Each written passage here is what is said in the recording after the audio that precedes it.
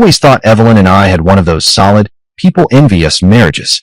Turns out, I was living in a Hallmark card that someone scribbled a horror story on the back of.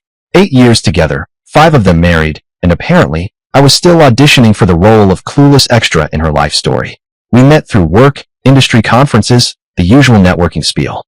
She was in HR at some other company, sharp as a tack, with enough confidence to make you feel like a potato every time she smiled.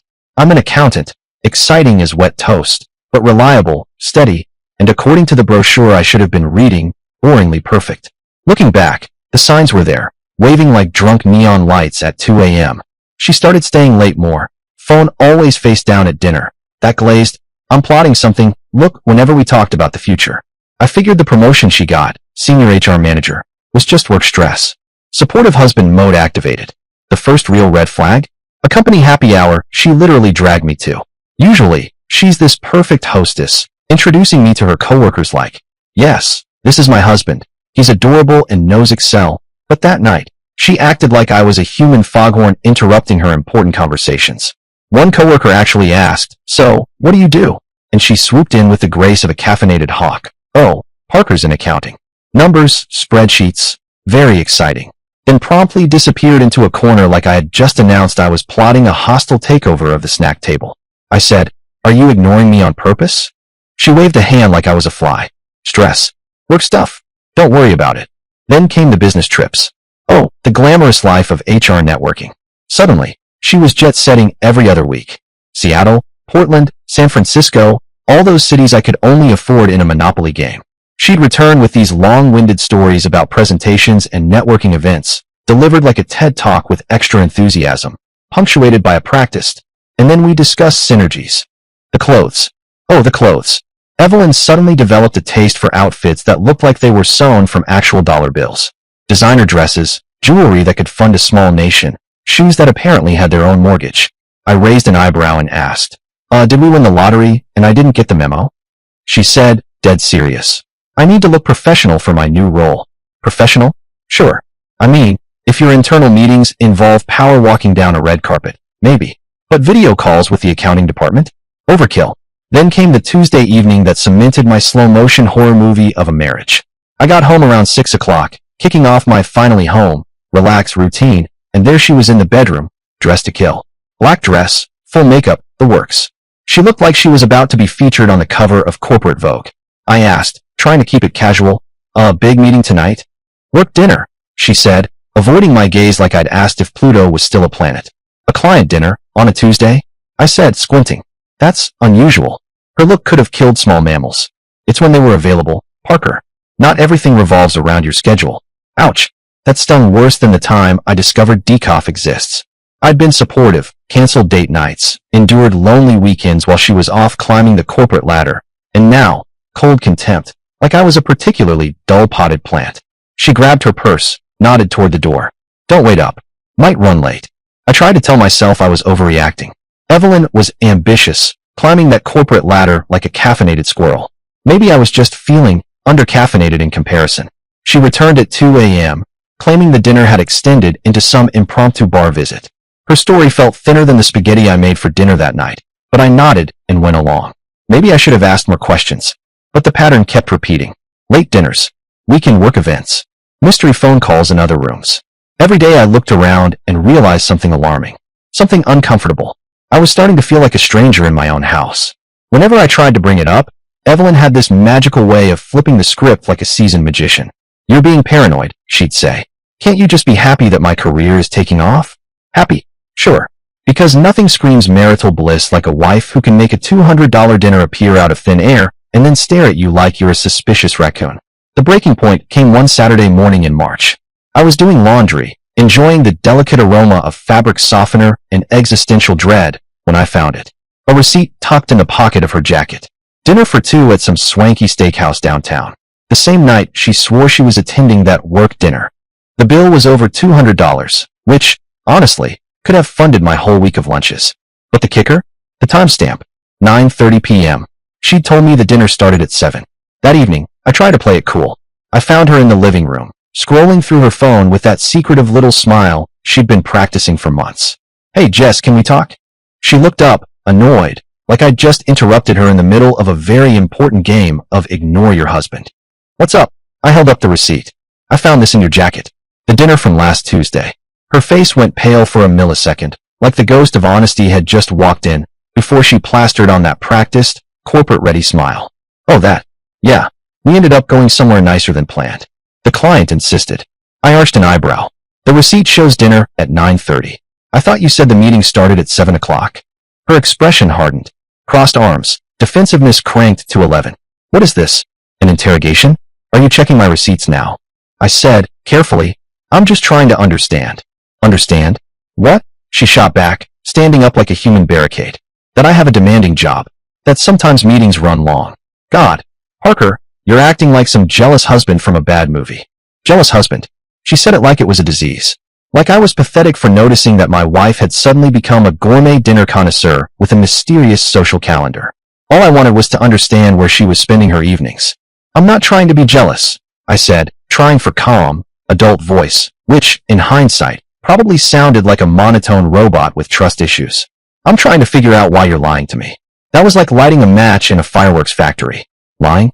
Are you serious right now? She shot back, voice rising. I work my ass off to contribute to this household while you sit here playing detective with my receipts. Maybe if you put half as much energy into improving yourself as you do into questioning me, we wouldn't have this problem. Improving myself. That phrase pinged around my brain like a broken alarm clock. Apparently, I was some fixer-upper project she'd grown tired of sanding and painting. The fight escalated like a slow-motion car crash. Evelyn accused me of being controlling and insecure. I accused her of being secretive and distant. Somehow, we went to bed that night mad, like two exhausted contestants in a game show called Who Can Hold a Grudge Longer? The tension lingered for days. I thought we'd work through it like we always had. Cue the naive optimism soundtrack. I was wrong. The truth finally crept into the light 3 weeks later. Not from some heroic confession from Evelyn. No, that would have been too easy. I'd been casually keeping an eye on our credit card statements. Strictly budget review. Not snooping, of course. And then I saw it. Hotel charges on days she swore she was working late. The Marriott downtown, twice in 1 week. The Westin, on a day she claimed she was visiting her mom. At this point, I didn't even bother confronting her directly. Nope. I hired a private investigator. Dramatic? Sure. But I needed facts, not my imagination running wild like a caffeinated squirrel. If I was wrong, fine, I'd apologize and we'd rebuild trust. If I was right, at least I'd have facts instead of suspicions. The PI I hired was a guy named Willie B. Hard again. Right off the bat, he looked like he'd walked straight out of a Sin City panel. Slender, angular, trench coat hanging off him like it was painted on, fedora tip just enough to make you question whether he slept in it, and eyes that had clearly stared at way too many secrets for their own good. I wasn't sure whether to trust him or ask him for his autograph.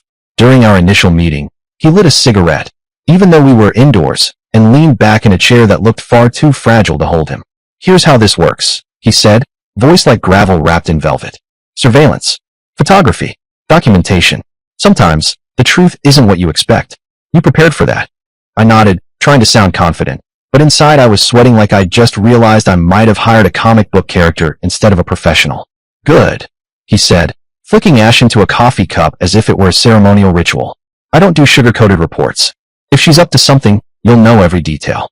If she's not, well, you'll still know every detail, and maybe you'll sleep better knowing you hired me instead of some schmuck off Craigslist. I swallowed. Right, every detail. For a moment, I wondered if I'd made a huge mistake. The guy looked like he could vanish into shadows and whisper in Morse code, but could he actually get the job done? 3 days in, I started to believe he could. A photo here, a note there, little breadcrumbs of truth he was laying out like a noir detective painting a map of betrayal. I didn't want to admit it, but the guy had chops. Willie's first report came back after a week of surveillance. The results hit me like a lead balloon. Evelyn was having an affair. Shocking? Yes. Predictable? Somehow also yes. But it wasn't a co-worker like I'd assumed. Nope. She was involved with a guy named Carter Anderson. 42, married, 2 kids, and owner of a consulting firm. He drove a BMW that probably cost more than I made in a year. Naturally, he looked like a Bond villain in Business Casual. That's when Willie's brilliance hit me like a brick of clarity. This guy wasn't just having a fling. He was running a full-blown operation. Your wife is one of 5 women he's currently involved with, Willie said during our second meeting, sliding a folder across the desk like it was a grenade labeled truth bomb. All of them think they're in exclusive relationships with him. He's got quite a system. I blinked. Five. 5 women. Yep. And he's organized. Like Sherlock Holmes level organized, Willie said, tapping his slender fingers against the folder. His fedora shadowed his eyes like he was about to reveal the secrets of the universe. You want proof? I opened the folder and felt my stomach drop. Surveillance photos. Carter with different women at different locations. Evelyn at the steakhouse where I'd found that suspicious receipt. A blonde at a wine bar. A brunette at some hotel restaurant. Another at a spa resort that looked like it cost a small fortune. How do you know they all think it's exclusive? I asked, my voice cracking between incredulity and the beginnings of a nervous laugh. Willie pulled out his laptop with the flair of a stage magician. Social media, Parker. Look at their posts. All of them dropping hints about being in love, posting cryptic messages about finally finding the one. Classic signs of women who think they're in serious relationships. I scrolled through the screenshots Willie had compiled. Heartbreaking.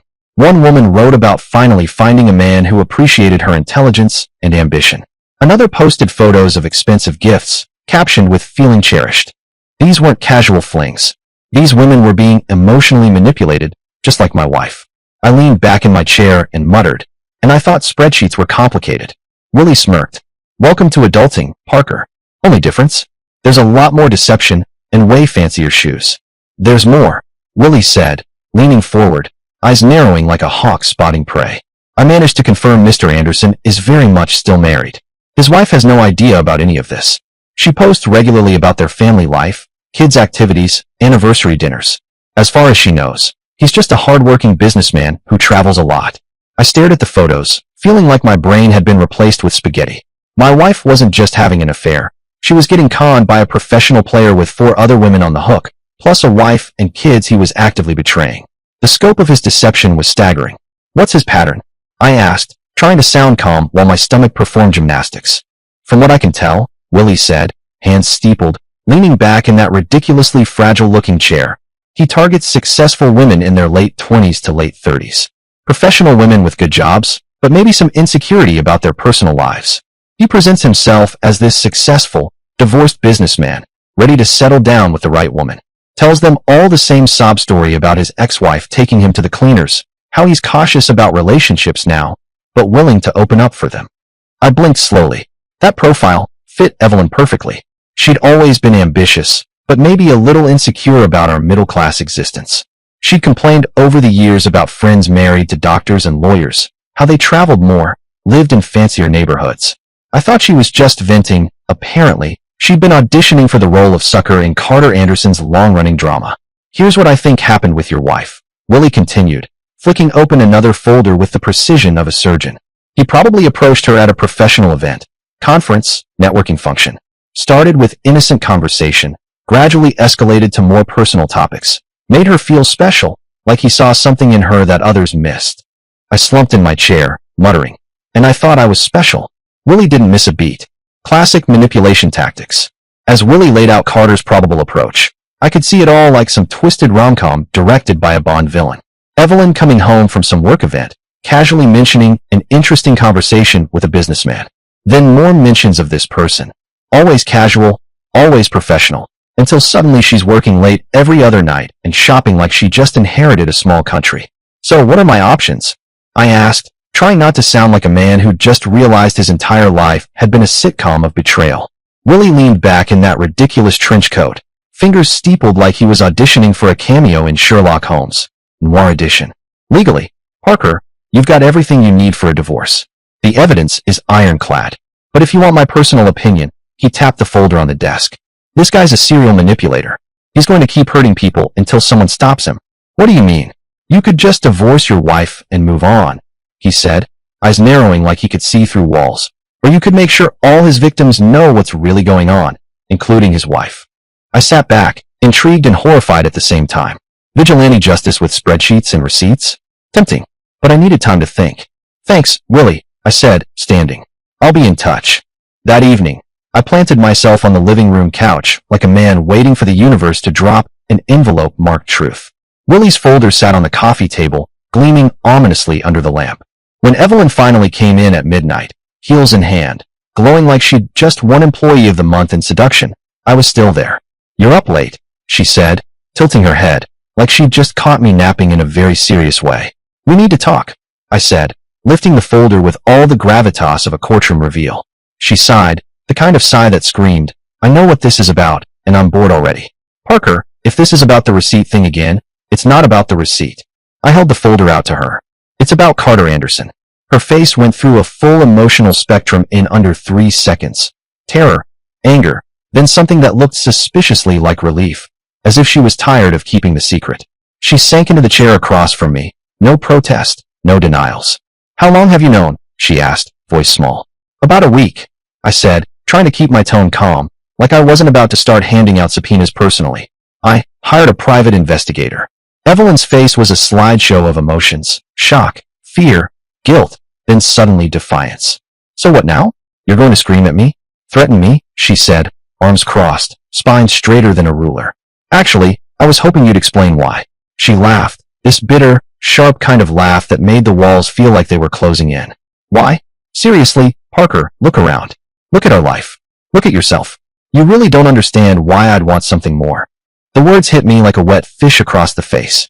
Something more than what? Than this, she said, gesturing around our living room like I should get the memo by osmosis. Then this boring middle-class existence. Then a husband who's content to come home every day to the same routine, the same conversations, the same life we've been living for 8 years. My chest tightened like I'd just tried to inhale through a straw. I thought you were happy with our life. Happy. Evelyn was pacing now, the kind of pacing that made it clear she was auditioning for a one-woman Broadway show called I'm Unfulfilled.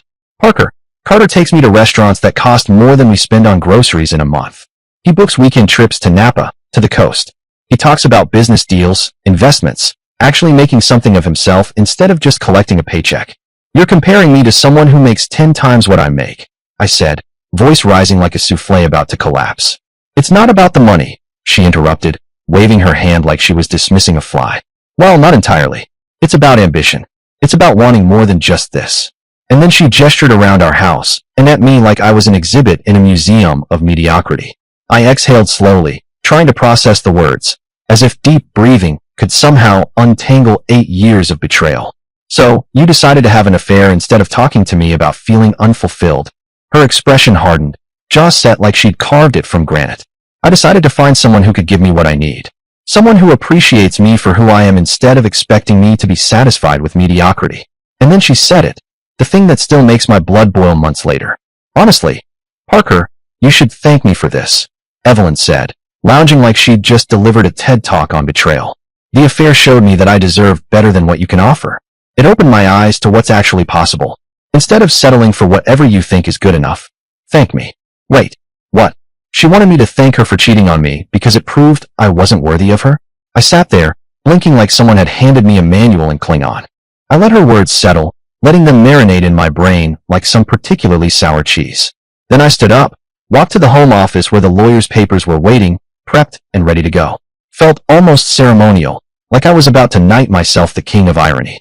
When I returned, Evelyn was sprawled on the couch, phone in hand, probably texting Carter about the dramatic evening she was starring in. Here, I said, dropping the divorce papers on the coffee table with all the subtlety of a marching band. My thanks. Her eyes widened. What is this?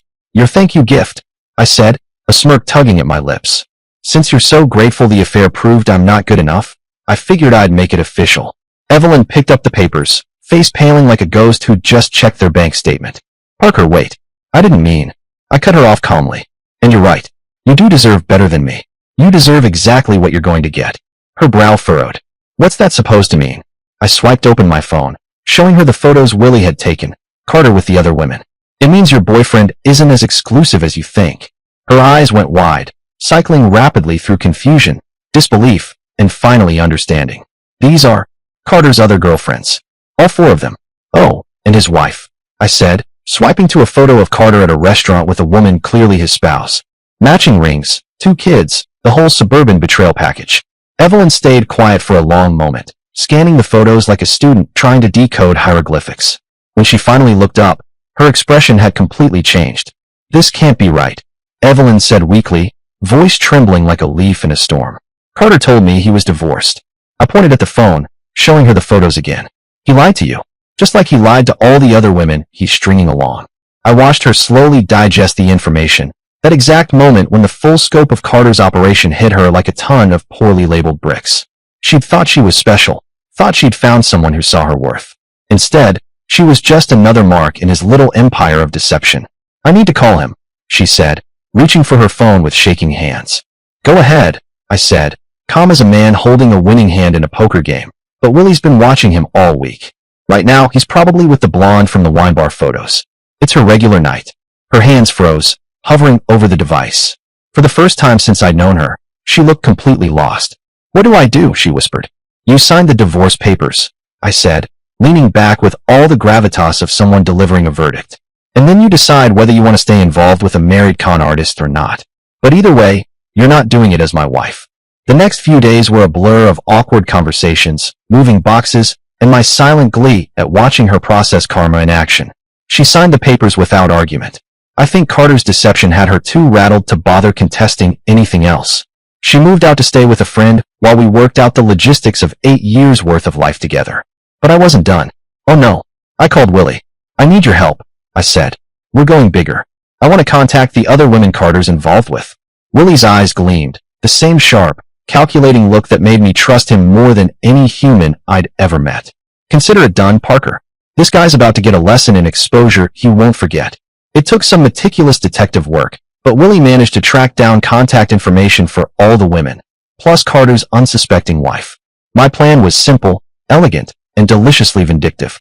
I'm going to invite them all to a meeting under the pretense of discussing Carter, I explained. Conference room at a hotel. Carefully worded messages. They need to hear it in person. Willie thought the whole plan was borderline insane. What if they don't show up? He asked, adjusting his fedora like a man who'd solved crimes the old-fashioned way and knew patience was key. What if Carter finds out and warns them? Then at least I'll know I tried, I said, trying to sound philosophical, though inside I was mostly thrilled at the thought of seeing this charade collapse. But I think they'll come. From what I've seen on their social media, they're all emotionally invested. They want to know what's going on. It took 2 weeks of careful planning, endless emails, and a mild obsession with logistics, but I managed to get all 5 women to agree to meet. I booked a conference room at the Hilton downtown for a Saturday afternoon, sent each of them the address and time, and crafted the invitation like a Bond villain might draft a ransom note. Vague, but impossible to ignore. I have important information about Carter Anderson that affects your relationship with him. Please come alone. The day of the meeting, I arrived early, channeling my inner event planner crossed with a vigilante accountant. Willie came along for moral support and to help facilitate the conversation. He moved with that deliberate, measured grace that made him look like Sherlock Holmes reincarnated with a smartphone. Chairs were arranged in a circle, surveillance photos and evidence neatly organized on the table. The first to arrive was Mila, the blonde from the wine bar photos. She looked nervous but curious, peering around the room like she'd accidentally stumbled into a corporate hostage negotiation. Are you Parker? She asked, squinting like she was deciding whether I was friend or foe. I am, I said, giving her what I hoped was a reassuring smile. Thank you for coming, Mila. We're waiting for a few others, and then I'll explain everything. Next came Grace, a brunette Willie had photographed at the hotel restaurant. She strode in with confidence, but her eyes flickered with a mix of suspicion and curiosity, like a cat that can't decide if it wants to pounce or run. Then Rebecca, a redhead who had been seen with Carter at various upscale locations, arrived. She looked like she'd rather be anywhere else on the planet, but the twitch of her lips betrayed that her curiosity had won. Finally, Riley, the youngest of the group, probably late 20s, from the spa resort photos, shuffled in last. She clutched her bag a little too tightly and glanced nervously around the room, clearly unsure if she'd walked into a support group, an intervention, or the prelude to a courtroom drama. Finally, Naomi arrived, Carter's wife. She walked in cautiously, brow furrowed, carrying that I have no idea what I'm walking into energy like a professional expecting a board meeting and finding a circus instead. Willie had contacted her separately, spinning it as a meeting about her husband's business activities, which, in hindsight, was genius. Once everyone was seated, the room fell silent. 5 women, none of whom had the faintest idea they were all dating the same man, stared at me with a mix of curiosity, suspicion, and the kind of disbelief that usually comes with reading your own obituary. Thank you all for coming, I began, trying to sound calm even though my inner monologue was high-fiving itself. I know this is unusual, and I appreciate you taking the time. Before I explain why you're here, I want to go around the room and have each of you tell me how you know Carter Anderson. Mila went first, a mixture of confidence and confusion plastered on her face. He's my boyfriend. We've been seeing each other for about 6 months, but I don't understand why. Your boyfriend? Grace cut in, voice rising slightly. Carter is my boyfriend. We've been together for almost a year. The room's tension went from 0 to nuclear alarm in under 2 seconds. Rebecca, the redhead, blinked back and forth between Mila and Grace, clearly trying to reconcile her reality. I think there's been some kind of mistake, she said cautiously. Carter and I have been in a relationship for 8 months. Riley, the youngest, looked like someone had just handed her a calculus problem in Klingon. This isn't possible. Carter and we're practically engaged. He said he was looking at rings.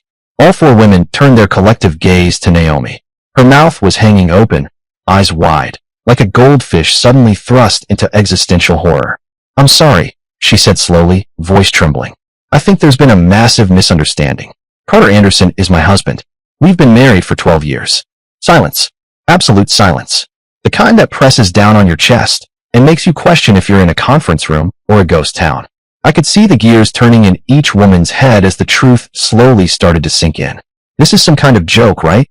Mila finally muttered, voice weak, like a cat realizing the laser pointer is real and relentless. Someone's playing a prank. I opened Willie's folder with all the gravitas of a magician revealing the rabbit in the hat. I'm afraid not, I said. These photos were taken over the past month by a private investigator. They show Carter with each of you at different times and locations. As the women flipped through the photos, the reality hit like a runaway freight train. There was Carter at dinner with Mila, all smiles and steak knives. There he was holding hands with Grace outside a theater like a Hallmark card come to life. Carter planting a kiss on Rebecca in the parking lot of some ridiculously expensive restaurant. And, of course, Carter giving Riley what looked suspiciously like jewelry at a cafe that practically screamed romantic manipulation 101. Then there were the family photos. Carter, Naomi, and their 2 kids at birthday parties, soccer games, and what I assume was a very confused Easter egg hunt. Domestic bliss, marriage, kids, the whole suburban fantasy package. Naomi, still trying to process that she'd married a full-time con artist, was the first to speak. I don't understand these dates, she said, pointing to a photo of Carter with Grace. Some of these are nights when Carter said he was traveling for work. This one, it's from our wedding anniversary weekend. He told me he had to fly to Seattle for an emergency client meeting, Grace said, her voice quivering like a leaf in a hurricane. He told me he was divorced. He told me the same thing, Rebecca added, equally shaken. Said his ex-wife had taken everything and he was starting over. Said he was cautious about relationships because the divorce had been so painful. Riley was crying now, quietly sobbing into her hands. He said he'd been single for 2 years, that he hadn't found anyone worth committing to until he met me. Mila just stared at the photos like a statue carved out of disbelief and resignation, not a single word escaping her lips. I let them sit in that silence for a few minutes, letting the gravity of the situation sink in. There's more, I said finally, pulling out Willie's folder for emphasis, because dramatic pauses are crucial in any proper unveiling. Willie's investigation shows that Carter has been running this same pattern for at least 3 years. You 5 aren't his first victims. There have been others. I leaned back in my chair, feeling like the world's worst marriage counselor hosting a support group for the emotionally defrauded. The women sat in a semicircle, each clutching a stack of glossy 8x10s like we were at the world's saddest art show. Willie, of course, stood off to the side like he'd been carved out of noir. Lean, pale, eyes sharp enough to slice steak. He didn't need to talk much. His silence did the heavy lifting. I cleared my throat and explained Carter's little scam. His method is scientific, I said, trying not to choke on the word. He targets successful but maybe insecure women at professional events. Smooth talk, sharp suit, divorced businessman act, says he's ready to settle down. Grace raised an eyebrow. Divorced businessman? Yeah, I nodded. Only problem is, he forgot to actually get divorced. Minor detail. Willie let out something between a cough and a laugh. Classic misdirection, he muttered, like Holmes grumbling about a sloppy Moriarty. I went on, laying out Carter's scheduling gymnastics. Different nights of the week for different women. Mondays for Mila, Tuesdays for Naomi, weekends reserved for whoever was lucky enough not to ask too many questions. Business trips? Romantic weekends disguised as client dinners. Honestly, if he put this much energy into actual work, he could have built an empire. Naomi was flipping through the photos, her face tightening with every page. The receipts, she said suddenly, voice low but sharp. I blinked. Receipts. She looked up. I do our taxes every year. I always wondered about some of the expenses. Expensive restaurants, hotel charges that didn't match his itinerary. I nodded slowly. Those weren't client dinners, I said, letting the words hang heavy in the room. Those were dates with your husband's girlfriends. The silence that followed was so thick you could have bottled it and sold it as artisanal despair. Grace finally broke it. So what now? Do we confront him? Do we call the police? Willie stepped forward then, his voice smooth, patient, surgical. What he's doing isn't illegal. Immoral? Sure. Manipulative? Absolutely. But the law won't touch him. What you do with this knowledge, however, he spread his hands. That's up to you. If Sherlock Holmes had worn a thrift store trench coat and smelled faintly of stale coffee, this would have been him. Naomi was still staring at the photos, her eyes glassy. 12 years, she whispered. We have 2 children together. I thought we were happy. I'm sorry, I said softer this time.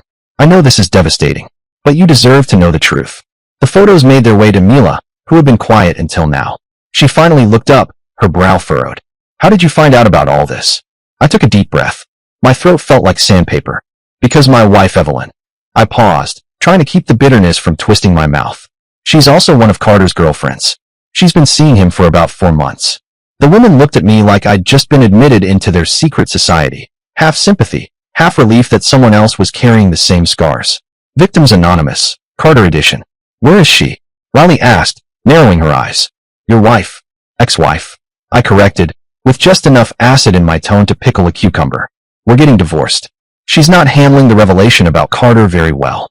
That was the understatement of the year. If Shakespeare had written tragedies about clingy text messages and late-night, sobbing voicemails, Evelyn would have been his star.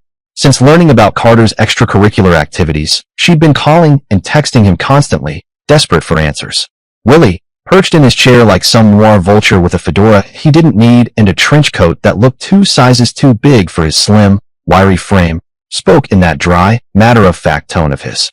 According to my surveillance, he said, flicking open a little notebook that looked like it belonged to Sherlock Holmes' more sarcastic cousin. Carter hasn't answered a single call. Hasn't seen her in over a week. He's probably calculating his exit.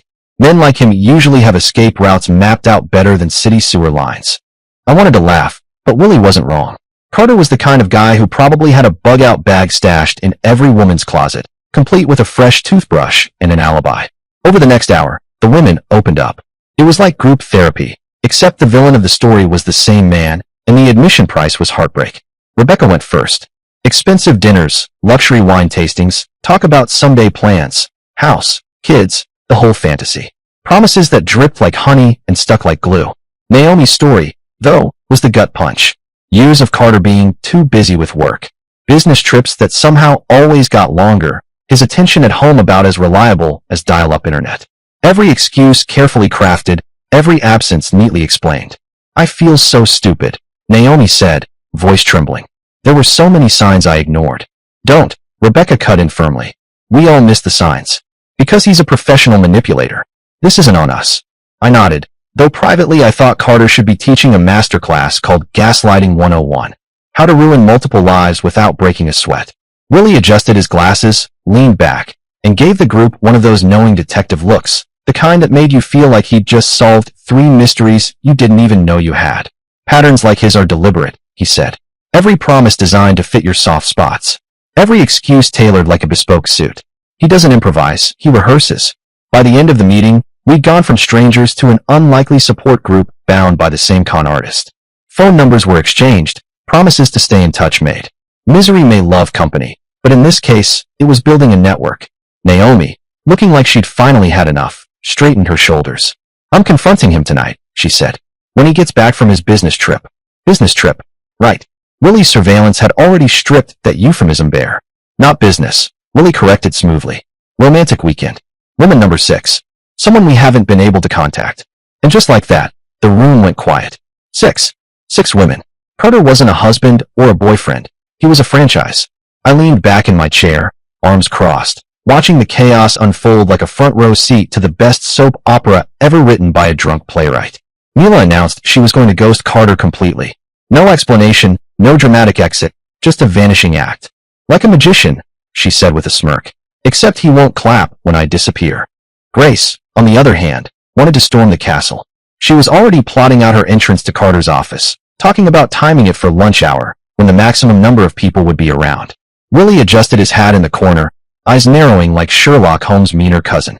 He murmured something about maximum public humiliation equals maximum efficiency, which made Grace grin like she'd just been handed Excalibur. Rebecca played it cooler, twirling her phone like a gunslinger. "I'll send him a message," she said, "just enough to let him know the jig is up." She typed furiously, then leaned back with a grin. Willie peeked over her shoulder with that uncanny ability of his to appear exactly where you didn't expect him. "Elegant," he said in a low rasp, "like stabbing a man with a paper cut. He'll bleed shame, not blood." I had to admit, the guy had a way with words. Meanwhile, Riley sat there with her mouth half open, still in a daze. "I don't even know what to do," she whispered. She looked like someone who'd just seen their favorite childhood cartoon character unmask themselves as a tax fraud. As for me, the weirdest part was that I didn't feel crushed anymore. Seeing Carter's web of deception laid out like Willie's crime board masterpiece gave me perspective. Evelyn's affair hadn't been about me lacking something. Carter had been running a scam, a hobby of wrecking homes like it was his version of collecting stamps. It didn't excuse Evelyn's betrayal, or those words of hers that still burned like acid, but it reframed everything. She'd been conned, manipulated, a victim in her own right, even if she'd also managed to victimize me in the process. The fallout came faster than I thought. Naomi confronted Carter that very night, and Willie, in a voice that could have narrated a noir film, observed, "There goes a man meeting his reckoning. His sins come home, wearing stilettos." She kicked him out, filed for divorce by Monday, and even had a lawyer lined up to secure custody. Efficient, deadly, classic Naomi. Grace, true to her word, marched into his office during lunch hour like she was staging a Broadway show. Willie and I heard later that she brought color printouts of the surveillance photos and distributed them like party favors. The man's reputation went down faster than a bad martini, Willie muttered with satisfaction. Mila kept it short. "One text. I know about Naomi, Grace, Rebecca, Riley, and Evelyn. Lose my number." Willie smirked, minimalist, like a dagger hidden in a smile. Rebecca's move was my personal favorite. She waited for Carter to invite her to dinner. Then she hit reply all to a group text with every woman's number attached.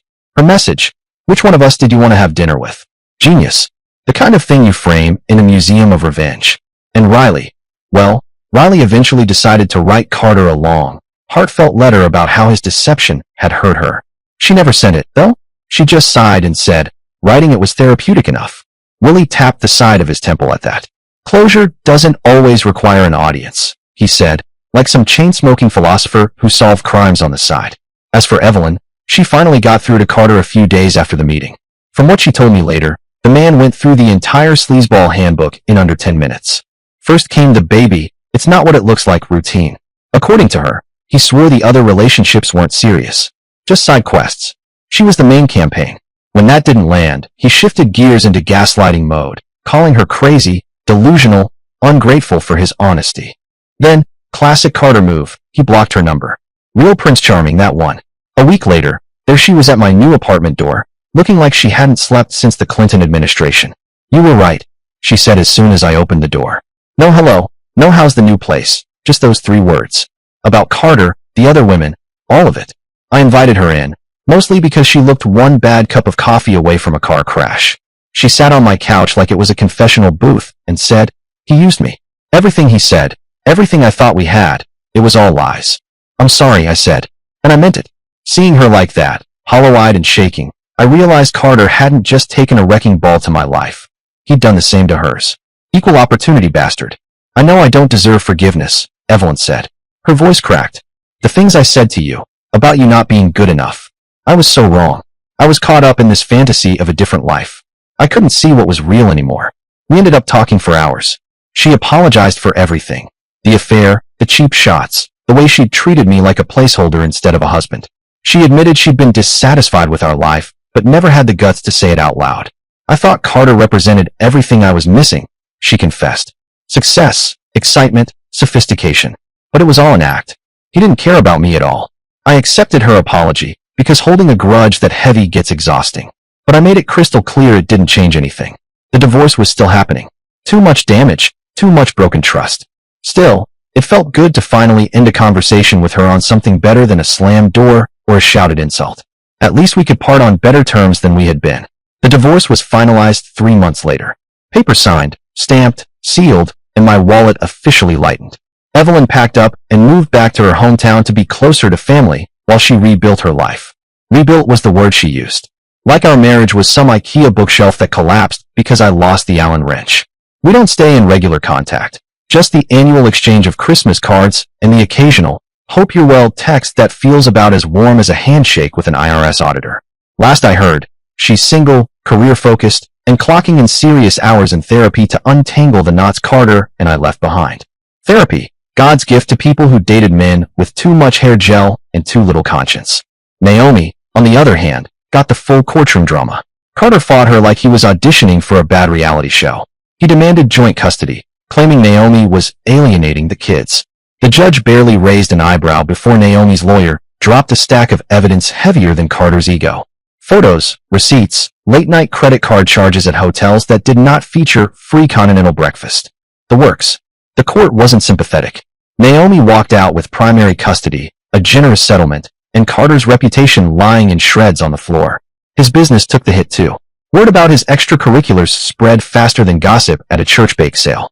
Clients bailed, contracts evaporated, and Carter packed his bags to start fresh in another state. I joked to Naomi that maybe he'd set up shop in Vegas. She didn't laugh. Hopefully the women there will be more cautious, she said. But let's be honest, Carter's not about to change. She was right. The man's moral compass was permanently jammed on selfish. As for legal consequences, well, Naomi's lawyer found a trail of financial irregularities in Carter's books. Apparently, he'd been writing off his dates as business expenses and inflating travel costs to cover his affairs. I'd love to have seen his accountant's face when that came to light. The IRS certainly wasn't laughing. Carter ended up owing back taxes and penalties that could have funded a small country. Meanwhile, Rebecca took her pain and turned it into a PSA. She wrote an article for a local magazine, laying out all the red flags of a Carter type. It read like a survival manual for dating in the apocalypse. The piece got picked up by several other publications, and suddenly Rebecca was the unofficial spokeswoman for "Don't Date Men Who Say Trust Me" with a smile. It apparently helped a lot of women recognize the manipulation in their own lives. Carter, unwittingly, had become a public service announcement in human form. Then came the coffee shop run-in. Evelyn and I hadn't seen each other since the divorce dust settled. She was in town for work, and there she was, in line ahead of me, looking healthier, happier, and about 3 therapy sessions away from writing her own self-help book. I made some small talk, and she turned with this easy confidence I didn't remember from our marriage. The whole experience taught me to value genuine connection over superficial success, she said, latte in hand, like she was reading from the wisdom portion of a fortune cookie. I nodded, sipping my black coffee that tasted like burnt rubber and regret. Genuine connection. Right. If only we'd figured that out before the lawyers got involved. She's apparently dating someone now, through a hiking group, of all things. I had to bite my tongue not to laugh when she told me. A hiking group. The same woman who once complained that the outdoors are sticky. But apparently, the fresh air has grown on her. Or maybe it's just the guy. An elementary school teacher, no less. He makes about a quarter of what Carter boasted about raking in on a slow month. But Evelyn said he actually listens to her and remembers what she says. Imagine that. Carter couldn't remember her birthday without Outlook sending him a reminder, but this guy probably writes her little notes on Post-its with cartoon apples. I couldn't help but chuckle and said, so, all Carter's money and charm didn't quite stack up against a man who can do the Macarena at a school talent show. She grinned in a way I hadn't seen since before everything fell apart and said, he treats me with respect. That's worth more than any paycheck. And she was right. As much as I wanted to make some smug joke about how the bar for men seems to have been lowered to simply not being Carter, I kept it to myself. Growth, I suppose. It's funny how life works out. The absolute worst thing that ever happened to our marriage ended up being the best thing for us as individuals. She got out from under a man who treated her like a trophy and found someone who treats her like a person. I got, well, a front row seat to a very expensive cautionary tale. Anyway, that's the story. Thanks for listening. And remember, if someone ever tells you to thank them for betraying you, divorce papers make an excellent thank you gift. Dear listeners, please share your thoughts in the comments section below and don't forget to like, share, and subscribe.